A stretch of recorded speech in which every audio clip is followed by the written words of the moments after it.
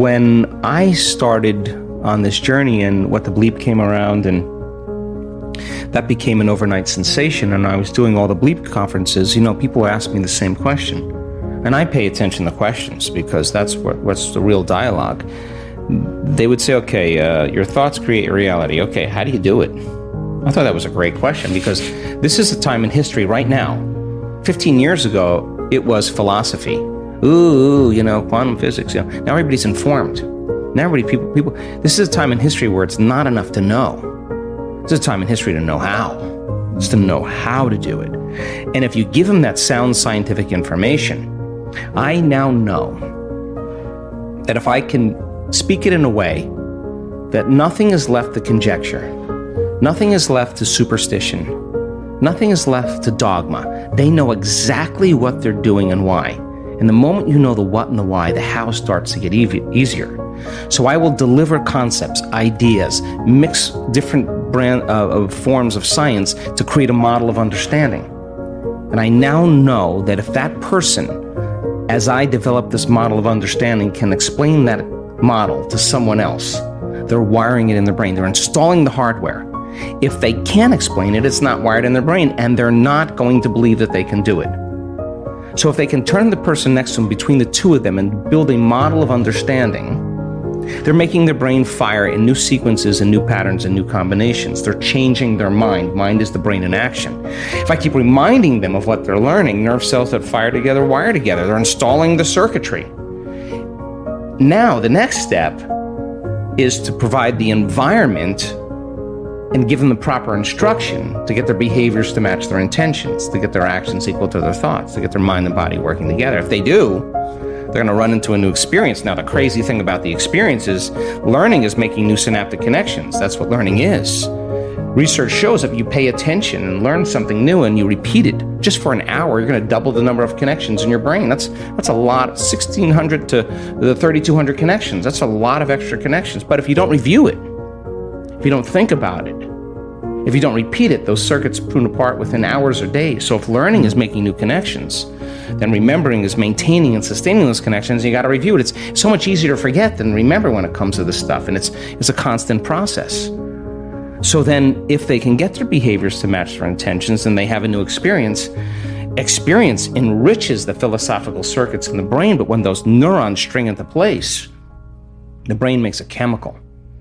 And that chemical is called a feeling or an emotion. And when you start feeling unlimited, when you start feeling worthy, when you are having an experience that causes you to be more in love with life, it is that chemical release from the limbic brain that teaches your body chemically to understand what your mind has intellectually understood. So if knowledge is for the mind, experience is for the body, and in that moment the person's embodying the truth of that philosophy, and now they're selecting and instructing new genes from the experience because the chemistry that's coming from the environment is information. And so genes make proteins, and all of a sudden they start wearing a different body. Repeat it over and over again. Do anything over and over again. Neurochemically, you'll condition your mind and body begin to work as one. Do it enough times, now your body will know better than your conscious mind. Now it's innate in you. Now it's second nature. Now it's simple. Now you know that you know. You may not know how you do it. You don't know how you know how, but you can do it because it's subconscious now. So now that implicit memory, now you're mastering that knowledge. You're mastering the philosophy. You're becoming the knowledge. You're embodying it so much so that it's automatic, it's effortless, it's easy. So when we started looking at people's ability to regulate their brainwaves, we just published the paper. It just got released yesterday. Our students in our community can do it in 4 seconds, 5 seconds, 9 seconds, 11 seconds. It's not like, hey, I'm getting to the divine ahead of you. It's just like they've done it so many times, like it's like driving a stick shift. It's not a difficult thing, but they practiced. And they came up against their blocks. They came up against their limitations. They came up against their frustrations. They came up against their analytical mind, and I want them to in a week-long event, because if not now, when? Now is the new later, and let's do it now, right? Yes. So then what we learned when we started studying brains, well, we were doing pre- and post-measurements, and we've got thousands and thousands of brain scans. We have real-time brain scans, too, and when I started seeing people whose brains were getting worse during a meditation, I said to them, what are you doing in there? And 100% of the time, They were analyzing their life or themselves within some disturbing emotion. And if emotions are the record of the past, and those emotions are derived from the hormones of stress, they were thinking in the past. And I learned right in that moment that if I got the person past the emotion, cross the river of change with me, forget about the emotion, just to keep overcoming it. Forget about the past. Dragging people out of their past is the work. And so when we started studying those brains and we started seeing changes, pre and post measurements, I realized the change wasn't just in their mind. It was actually in their brain.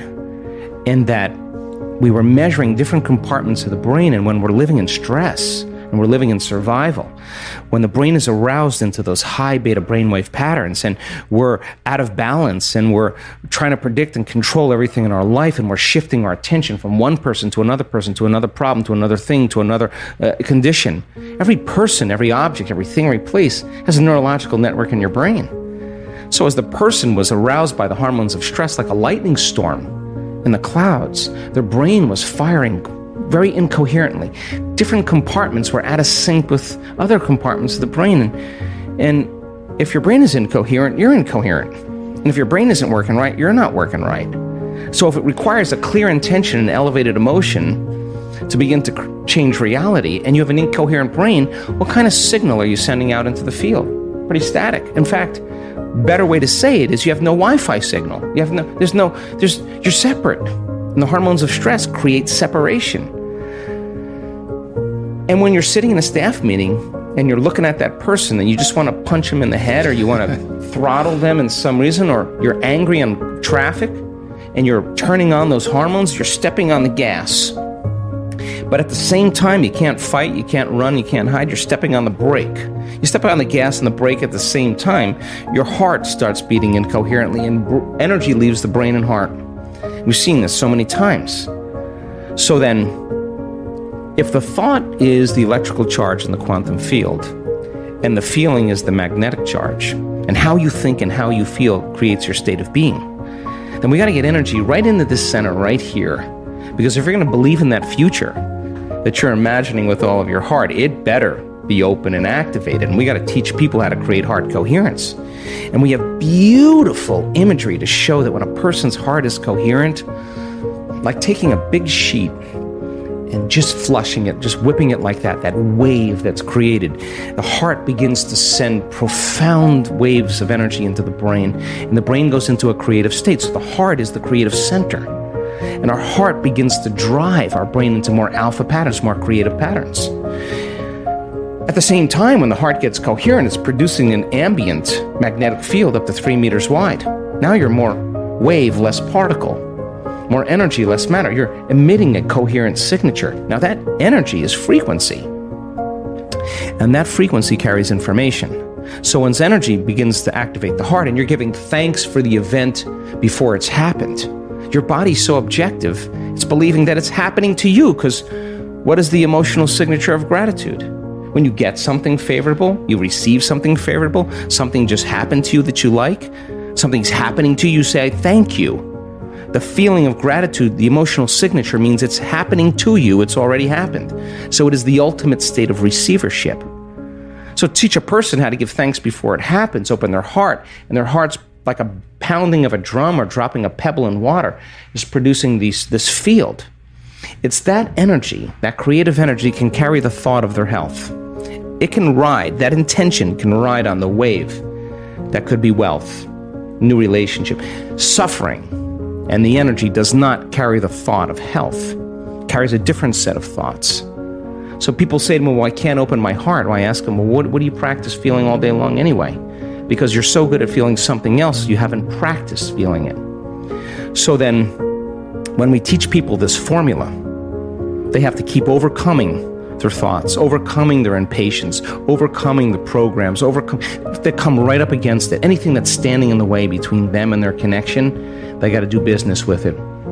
And so as they start removing those veils, those masks, those layers, and they start crossing that river of change, and their heart starts to open a little bit, and they feel a little bit more, and they feel a little bit more, and their brain is coherent. Now they have a coherent brain and a coherent heart. The balance between the two is an exchange of information that's not coming from out there, it's coming from within them. And now they have a Wi-Fi signal. And now they're connected. When your heart opens and your brain is coherent, you feel connected to something greater. You don't feel separate any longer. So then, can you then get so good at it that no person, no condition, no experience in your life is going to move you from it? That's the name of the game.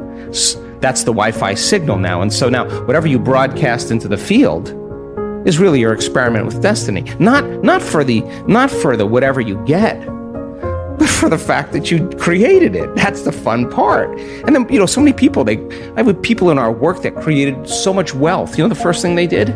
They gave it away. Well, of course they would, because they now believe they can create it again. So now what? Now you just get good at giving. It's no longer about that. What do you want? You're going to get that car, and then you're going to be like, I'd rather drive the Mini. I don't really care about that whatever car. I'm just happy with what I have.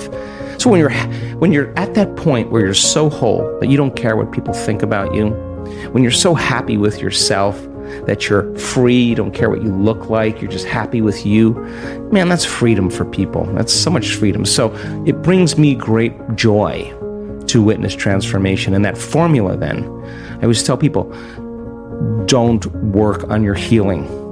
Work on learning the formula. Once you learn the formula and get it down, the healing will be the side effect of your personal change.